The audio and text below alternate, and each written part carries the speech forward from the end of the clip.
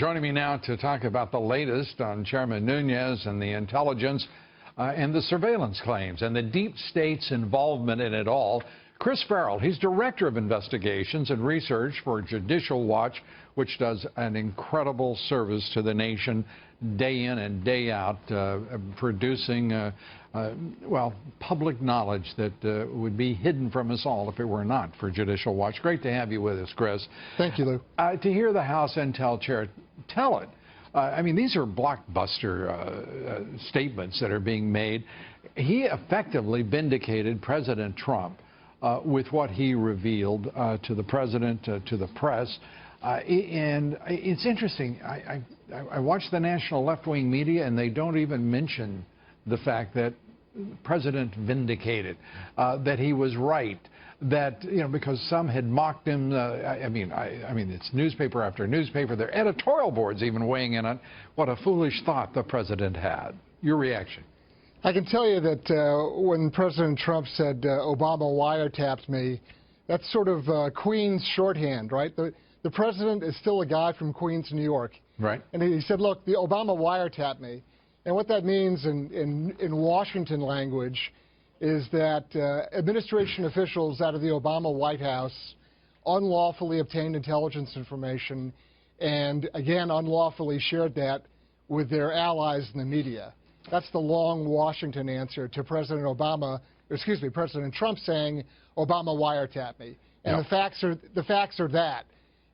You know, intelligence information was unlawfully manipulated or used in a way.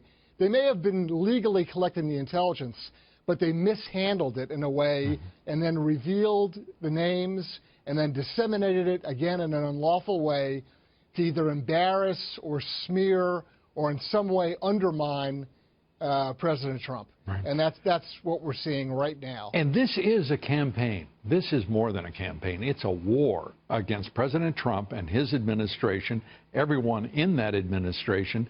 And I think it may be that they are only now coming to the realization that there will be no quarter. There is no depth to which the Schumers, the Adam Schiffs will stoop to attack day in and day out. And then the shadow government itself carrying out all sorts of strategies against this president. It is the ugliest thing I have ever seen. Your thoughts on the extent of this? Yeah, about a month ago, I put out a couple of videos. One was entitled "The Soft Coup." That's what we're experiencing. Right. I saw that. And then the Cold Civil War, and that's what we're right in the middle of. Look, there are, you know, if you look at Sally Yates at Justice, there are hundreds of Sally Yateses all throughout the government. Yeah. And Sally Yates being the the deputy attorney general, right, who the administration, the president had to fire. Because she betrayed her oath. I mean, she, instead of arguing to the point of decision, and then if you reach really a crisis of conscience, what you're supposed to do is resign. Yeah. You're not supposed to get up and tell the rest of the Justice Department not to follow the lawful orders of the president. How far does this go, and what should we expect next in this deep state war with this administration and this president? Yeah, it goes far and wide. There's a tremendous number of political operatives working actively against the president. And I think what's going to come out, and it's going to be, it'll make Watergate pale in comparison. Mr. Nunes and others are going to reveal, they're going to get the basic interrogatives.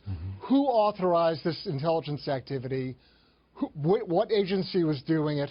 Who authorized the unmasking of the names? And who disseminated it? Once you answer that, the game is over. Why were Admiral Rogers of the NSA, James Comey of the FBI, both before Nunes and his committee Monday, on Wednesday this comes out. Yep. What in the world is going on, and why is that timing? And now we're going to have another opportunity for truth to emerge tomorrow, thanks again to Chairman Nunes. Well, Chairman Nunes says that the FBI is not cooperating so far. They've been on notice since, I think, 3 weeks ago about providing information, and they haven't. And unfortunately, Admiral Rogers sat there the other day and said that they were researching how many Americans, and both the number and the names of Americans who had been unmasked. Right. And that is baloney. That information is available to him in about 5 seconds with about a dozen keystrokes. Right. The NSA knows exactly what Americans have. Do you think we'll unmasked. have that number tomorrow? They better, you know, because he knew it back then. And this idea that they're researching it is laughable. Chris, well, not much of it is laughable. I'll take that for the night's festivities in this very serious issue. It is deadly serious. It is extraordinary. And thanks again, Chris, for all you do, and thanks for being here tonight. We appreciate it. Chris Farrell. All our eyes are on the House's Obamacare replacement bill tonight. Members were supposed to vote on it earlier. That was the plan, but then it got delayed, presumably because there aren't enough votes for it. Every news outlet in America is covering this, of course, the drama of it. But that coverage is obscuring a deeper truth about what's going on Capitol Hill, or more precisely, about what's not going on Capitol Hill. Not much is happening there. Most significantly, the GOP majority might not even bother to introduce a serious immigration bill this year. Think about that for a minute. President Trump ran on a promise to control the border and reform the immigration system so that it reflects the interests of middle-class Americans, not just of big employers and the donor class. It was his most prominent position. He won the November election because of that position. But to fulfill that promise, the president needs the help of Congress, and they will have to move fast. The Republicans control both chambers as of today, but there's no guarantee that'll be the case 2 years from now. And yet, if you look around, there is no urgency at all. Pick 3 Senate staffers at random and ask them if an immigration bill is coming anytime soon. They may look at the floor, shift their feet, mumble. What they won't say is yes, because they know a meaningful immigration bill may not be coming, and why would it? Many Republican senators prefer mass immigration. The people who fund their campaigns profit from it. Their families and friends don't see a downside to it. They're not affected by chaotic public schools or filthy emergency rooms or falling wages at all. There's not a lot of incentive to change the status quo, but there are definitely risks, social ones anyway. Vote for real borders. You might have to endure being called a racist by some 27-year-old blogger at BuzzFeed. That's terrifying to members of the Senate. So if he wants to make good on his most basic promise to the country, the president will have to make Congress fall in line, and there's only one way to do that. Fear is the most primal of all emotions, and it's the most effective motivator known to politics. If the president wants an immigration bill, the White House ought to present its plan, not talking points, but a real plan with details. Explain what it is, why it works, how it will make the American middle class stronger than it already is, and then wield the stick. Make it plain that if Republican members of Congress won't back that bill, the White House will support primary efforts by those who will back the bill. And that will work. Nothing else will.